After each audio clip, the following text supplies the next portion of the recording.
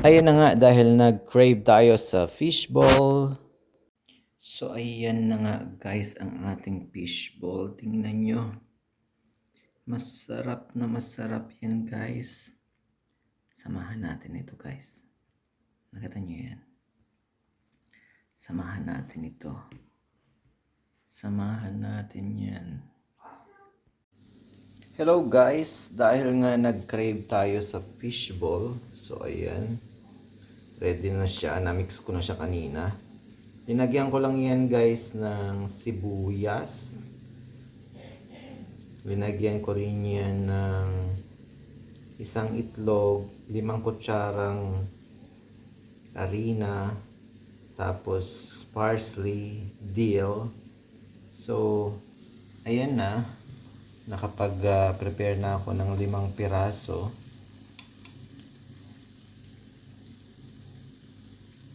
Ayan, binuksan natin yung ating lights. Ayan o. Alam mo naman tayo mga Pinoy, di ba, mahilig sa mga ganitong pagkain. Pero since naman nga hindi tayo gaanong kumakain ng ganito, nag-crave lang talaga at napanood natin sa Facebook. So gawa tayo ng fishball guys. So napansin ko lang, pagka mahina ang apoy, marami siyang mantikang hinihigop. So ito yung una guys. Kailangan talaga medyo malakas ang apoy. Mainit na mainit. Ayan, 'di ba?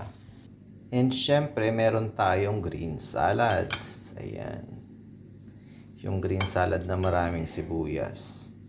Yung mga taong hindi mahilig kumain ng sibuyas, ayan, simulan nyo ng kumain ng sibuyas pagka nasa age kayo ng 30. Kasi alam nyo guys, yung sibuyas na hindi luto is magandang source ng enzymes.